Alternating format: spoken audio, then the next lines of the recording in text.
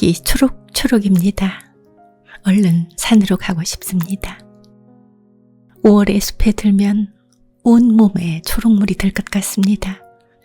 금방 세수하고 오일을 바른 듯 햇살에 반짝이는 잎을 보면 나도 나무인 양 생기를 얻습니다. 숲이 주는 평안과 행복을 얻으러 너도 나도 숲으로 향하는 계절입니다. 오늘은 나무를 심은 사람을 봅니다. 장지훈우가 썼는데 임낙호 수필가가 책을 읽고 내용을 소개합니다. 구독과 좋아요를 주시면 제가 더 큰 용기를 얻습니다. 한 사람의 인격을 알기는 쉽지 않다.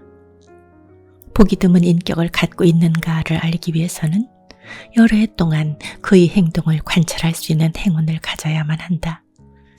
그 사람의 행동이 온갖 이기주의에서 벗어나 있고 그 행동을 이끌어 나가는 생각이 더없이 고결하며 어떤 보상도 바라지 않고 그런데도 이 세상에 뚜렷한 흔적을 남겼다면 우리는 틀림없이 잊을 수 없는 한 인격을 만났다고 할 수 있다.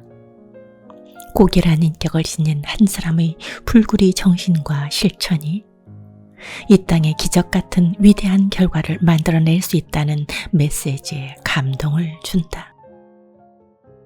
우리나라는 해방 후 나라가 황폐화되었다. 나라의 경제도 삶도 그랬다. 온통 산도 말 그대로 벌거숭이 민둥산이었다. 1961년 이후 새 정부가 수립되고 산림녹화 사업이 대대적으로 시행되었다. 그 일에는 관, 군, 민 및 학생들까지 동원되어 사방공사를 실시한 것이 기억에 생생하다. 민둥산에 밤나무, 족제비싸리, 은사시나무, 소나무, 아까시나무 등을 심었다. 1953년 리더스 다이제스트에 발표된 나무를 심은 사람을 읽으면서 학생 시절에 나무를 심던 기억이 생생하다.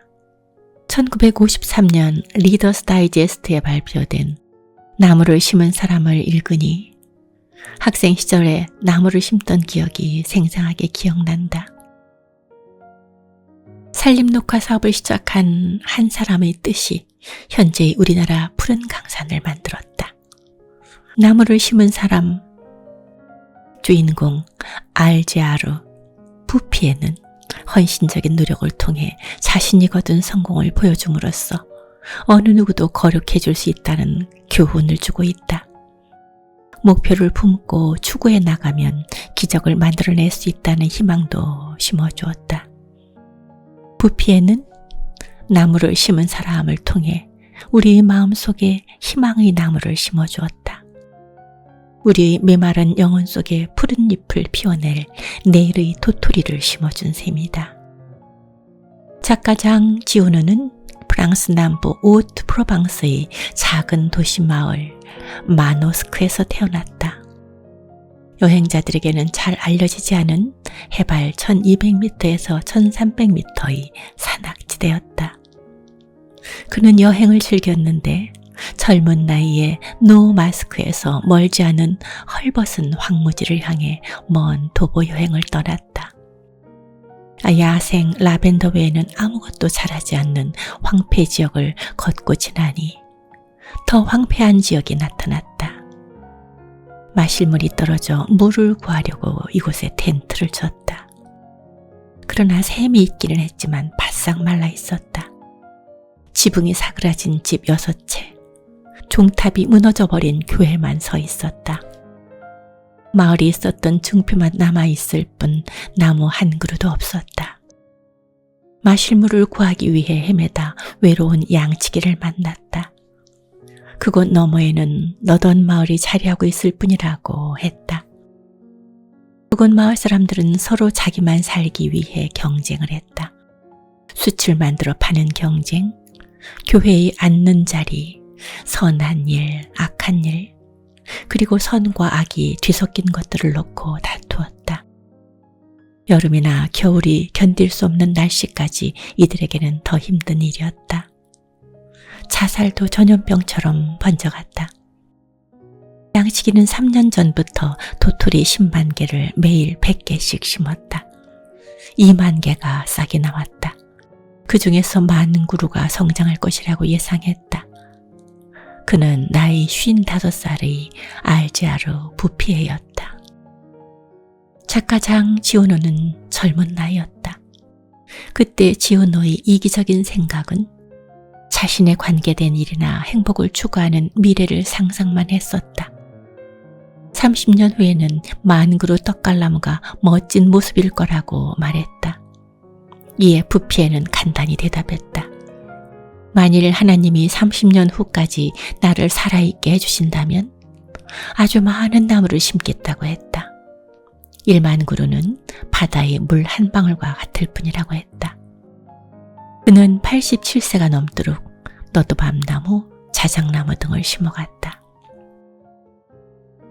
세월이 지나고 나니 황폐했던 사막에 물이 흐르고 버드나무와 갈대가, 기름진 땅이, 꽃들이, 그리고 삶의 이유 같은 것들이 되돌아오고 변화가 일어났다.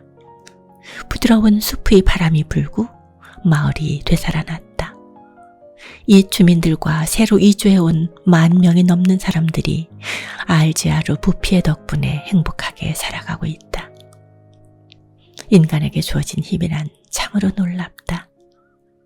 위대한 혼과 고결한 인격을 지닌 한 사람의 끈질긴 노력과 열정의 결과가 아닌가.